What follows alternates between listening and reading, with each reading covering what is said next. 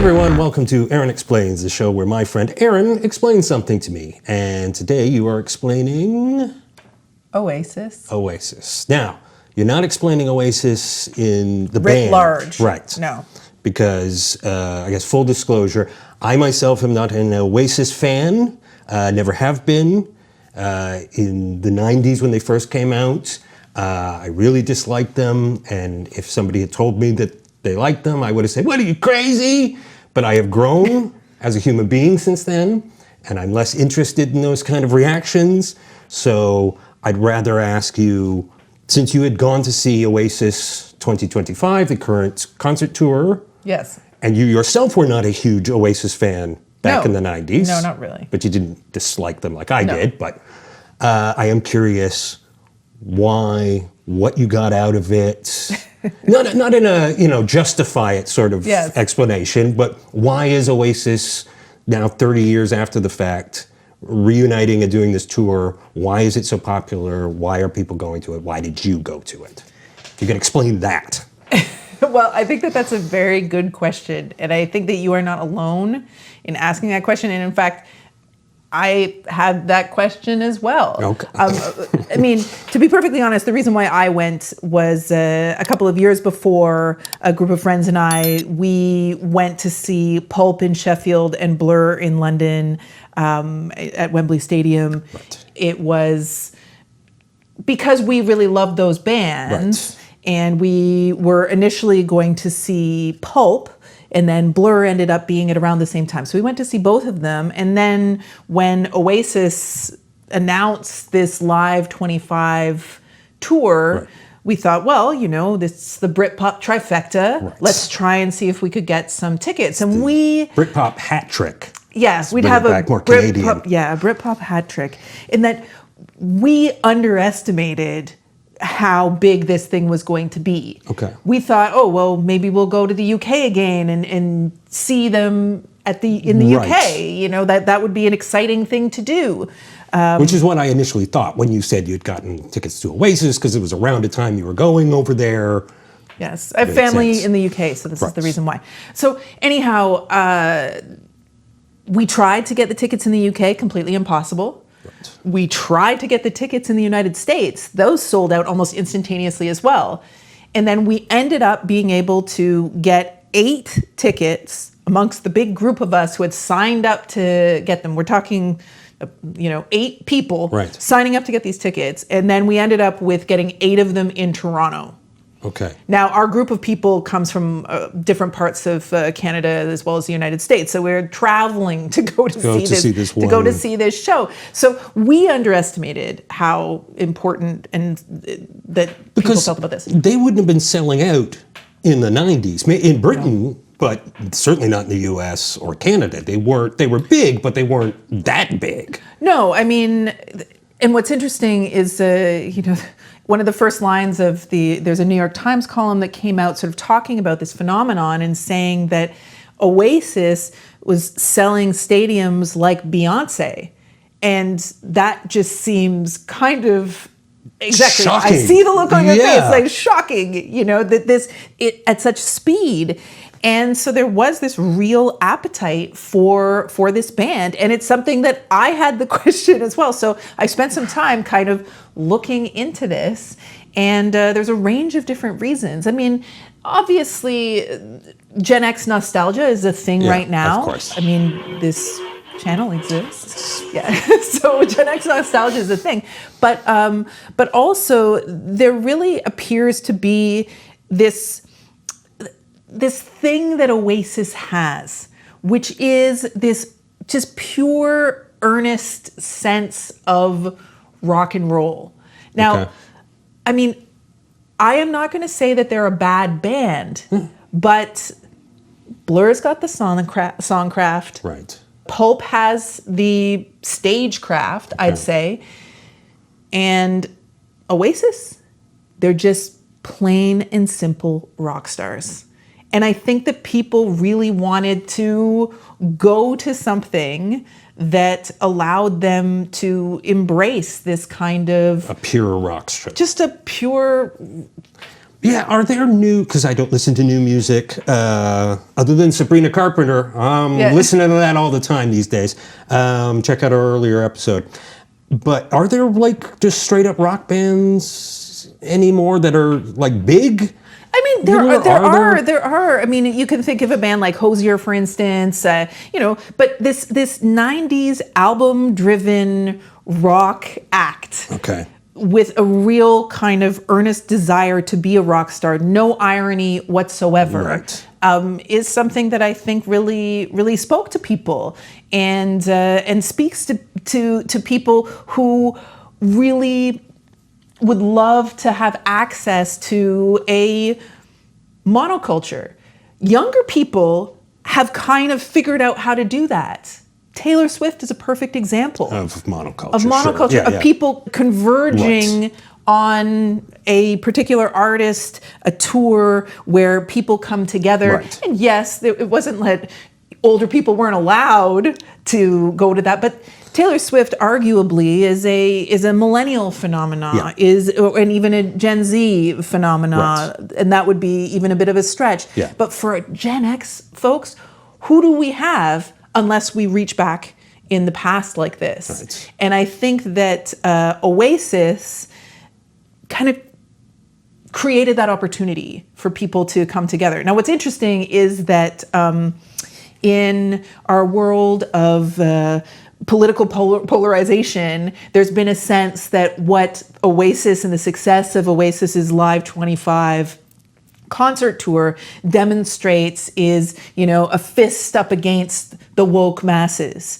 because Oasis, these two brothers represent just real working class, folks who drinking beer and singing songs together, and this is hating each other and trying to kill each other and totally dysfunctional family. And it doesn't make any sense, because although Noel has made many statements that are questionable, these Brexiteer, etc. But Liam, loves Greta Thunberg, votes Green. Isn't that not why they kind of hate each other, or one of the many reasons why they hate each other? Yes, Right. Yeah.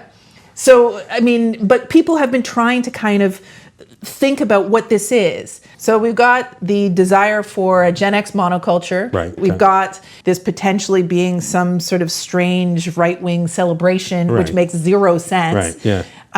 But then we have the third thing is that it's an opportunity for men to get together, get drunk, put their arms around each other, sing songs, Champagne Supernova. Sing Champagne Supernova, and that it's actually an opportunity for positive masculinity. That's another argument that's been made. Well, that would be the exact opposite of argument number 2, wouldn't it? Exactly. So it appears that Oasis kind of can be all things to all people. Right. And maybe that's why people are so obsessed with it, and maybe that's why people are so enthusiastic about it. I mean, they're so enthusiastic that I wrote a short little essay on my Substack about my experience, and I stated my own personal opinion, which is that the Toronto venue was really, really bad, which is it's horrible. Even Liam Gallagher said himself, it looked like it had been built 30 minutes ago. Right. What is the venue called? It's the Rogers Stadium. This is the new one. Not to be confused with the Rogers Center. Right. This is the new stadium, music stadium they built in the old Downsview Airport area. It's really not great at all. Where the SARS festival was. Yes. Yeah. It's 20 years ago. It's pretty terrible. Okay. Yeah. But so I said that, and then I also said that from my personal perspective, I really think the best Oasis is when Liam is singing, and I wish that he sang all of the songs all the time. And people got so incredibly upset. And it was really interesting because for me, it was not like the 90s where, you had, and if you're interested in reading about this, Khalifa Sine has written about this in, actually, let me say that again because I mispronounced his name. If you're interested in this, I can't pronounce his name. Well, I don't know. How do you pronounce that name? I don't know. I don't know who you're talking about. How do you pronounce? Pronouncenames.com. Khalifa. Oh, okay, so I had it right. You had it right. If you'd like to spend some time reading about this, there's an article by Khalifa Sine, longtime New Yorker music critic, in the most recent issue, where he's talking about how music criticism has become less critical for a range of different reasons, but just this idea that people are much more positive these days. And, you know, there's the stan culture that makes it difficult for people to critique various... Well, you're a hater. Yes, if you have any kind of critique of anything, doesn't matter the validity, doesn't matter how personal. Yes. My perspective, it doesn't matter. You're a hater. Yes. And you should be driven off the earth. I really enjoyed the show. I thought the show was great.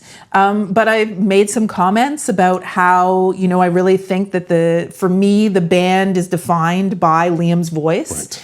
Right. And I, in certain areas of the internet where they're talking about Oasis, got a lot of feedback about this fact that, you know, how dare I make any kind of comments about A, the venue where they performed, and B, what I said about Liam is just completely wrong. Which is insane. Like, okay, we're now going past just the artist that you want to lavishly like praise and you can't say anything bad about, to now the venues that they're playing. It's not like they built the venue.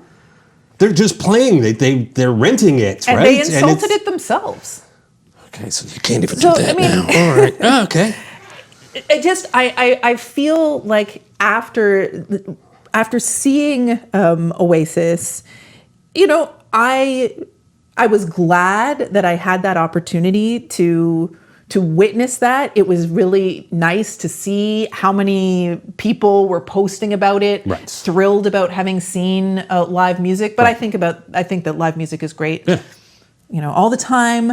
But I really feel that the key thing is, and maybe the person who said that it was an opportunity for men to get together to sing along to these songs, etc., sort of had something there, because that was the best part of the whole thing.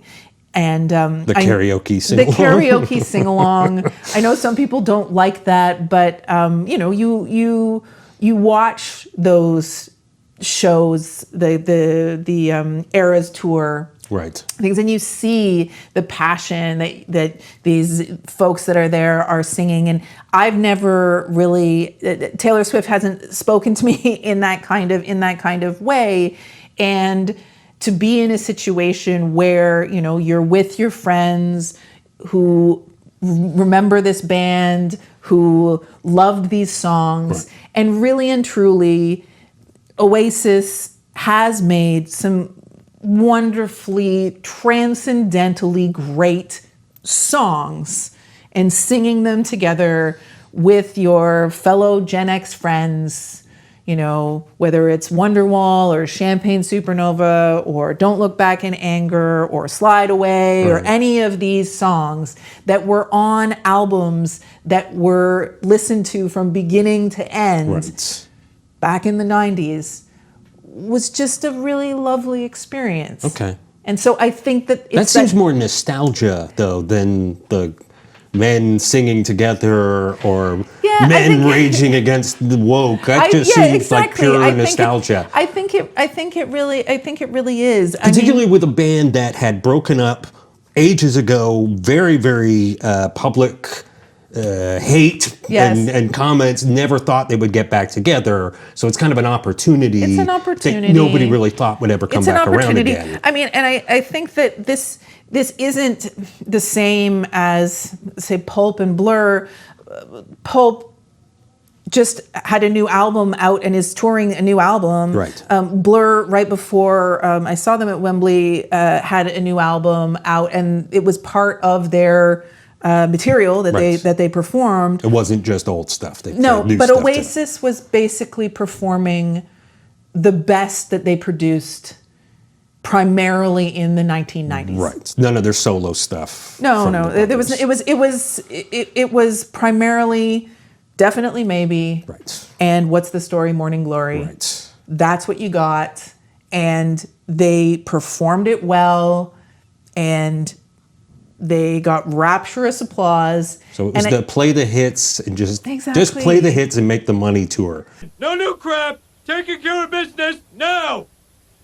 Except they really seemed like they were into it, you know. And I think that also was kind of part of it. They said the performance didn't seem phoned in. No, it didn't seem phoned in at all. Like it seemed there. I mean, there's obviously attitude. The sort of the cocksure Liam Gallagher attitude was all there. But that was the point. You got to see that. Right. And maybe when it comes right down to it, Oasis wasn't a stadium band in North America in the 1990s, right. but they were a stadium band in the UK in the 1990s. Oh, okay. In North America, we never got to witness what the UK did. Right. And maybe now we It's have. another opportunity Now for we that, have. to experience that. Okay. Okay. I guess that explains it. Guess so. Doesn't make me like them anymore, but Don't tell anyone on the internet. yeah. Yeah. Too late. Okay. Well, thanks for that. Like, subscribe, leave comments, rage about how much you love an Oasis and how much you hate me because I don't like Oasis and MAGA forever or anti-woke or pro-woke or Greta Thunberg. Leave a comment. Let us know. See you next week.